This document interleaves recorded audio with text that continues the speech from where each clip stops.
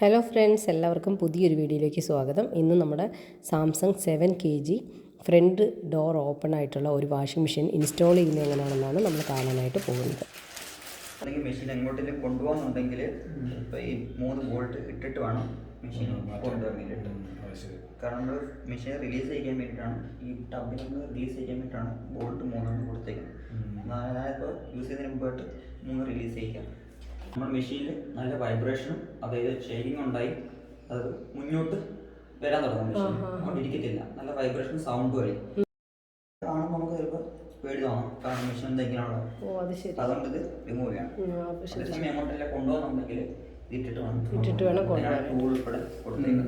ഈ ബോൾട്ടും അതിന്റെ പേരെന്താണ് അതിന്റെ അകത്തിരിക്കുന്നത്? എന്തുമായിട്ടുള്ള കണക്ഷൻ? ടബുമായിട്ടുള്ള കണക്ഷൻ. ഓക്കെ.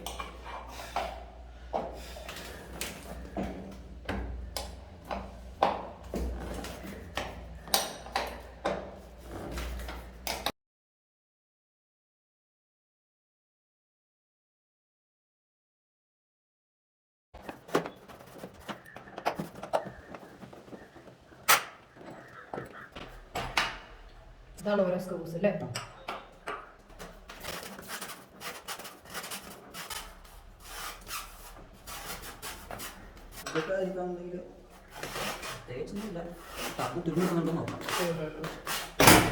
സ്റ്റീലാണല്ലേ ടബ് വന്നിരിക്കുന്നത്?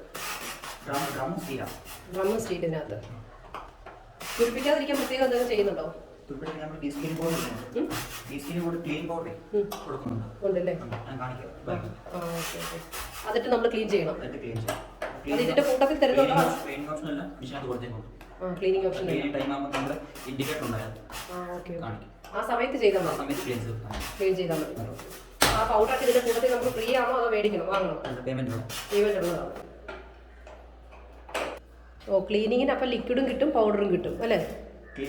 വസ്ത്രം ക്ലീൻ ചെയ്യാൻ വേണ്ടി ലിക്വിഡും മെഷീൻ ക്ലീൻ ചെയ്യാൻ വേണ്ടിയിട്ട് പൗഡറാണ് ഞങ്ങളുടെ കയ്യിലുള്ളത്.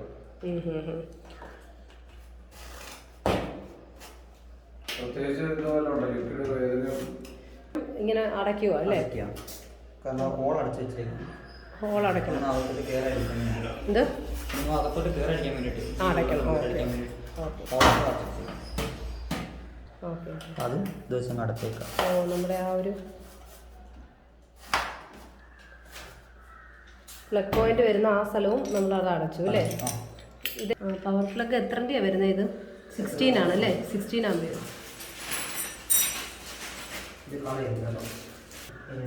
ഇതിനകത്തുള്ളത് ഇത് ഡ്രെയിനേജ് ആണ്. ഡ്രെയിനേജ് ഇതല്ല മെയിൻ, ഇതാണ് ഡ്രെയിനേജ്. ഓക്കെ, മുകളിൽ ഡ്രെയിനേജ്.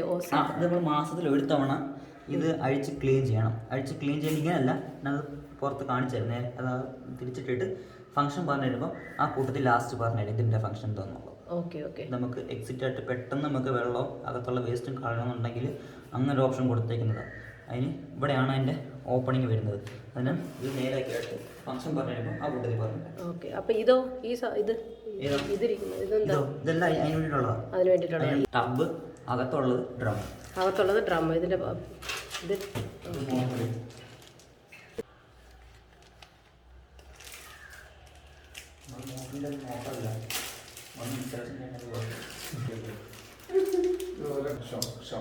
ഷോക്ക് അബ്സോർബർ അല്ലേ? അത് വർക്ക് ചെയ്യുമ്പോൾ ഷേക്ക് ആവത്തില്ല. സേഫ്റ്റിക്ക് വേണ്ടി കൊടുത്തേക്കുന്നു. ഇതിൻ്റെ കൂടെ വന്ന് അടപ്പൊരു ഇത്തിരി സ്റ്റീലോ ഇത്തിരി സ്ട്രോങ് ആയിരുന്നെങ്കിൽ നല്ലതായിരുന്നു. ഇതിപ്പം ശരിക്കും ഒരു കാർഡ്ബോർഡിൻ്റെ അത്രയേ ഉള്ളൂ, അത്ര പോലും ഇല്ല. അപ്പം ഇതിൻ്റെ ഇതുവഴി നമ്മൾ എലിയൊന്നും കയറാതെ നോക്കണം അല്ലേ? എലി, പാറ്റ അങ്ങനെയുള്ള സാധനങ്ങളൊന്നും കയറാതെ നോക്കണം. ഓ,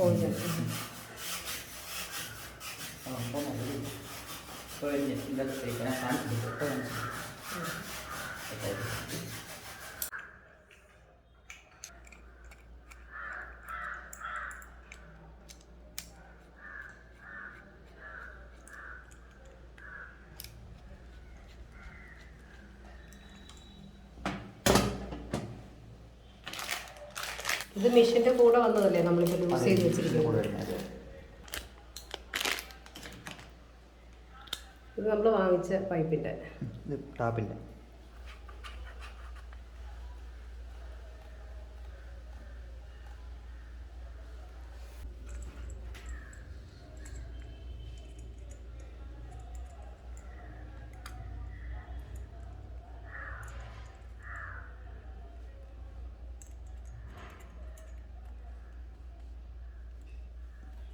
റെഗുലേറ്ററില്ലേ, ഇത് റെഗുലേറ്റർ ആ ഗ്യാസിൻ്റെ നമ്മൾ ഫിറ്റ് ചെയ്തില്ലേ, അതേപോലെ ജസ്റ്റ് താഴോട്ടൊന്ന് ചെയ്തിട്ട് ഗേറ്റ് ഇട്ടാൽ മതി.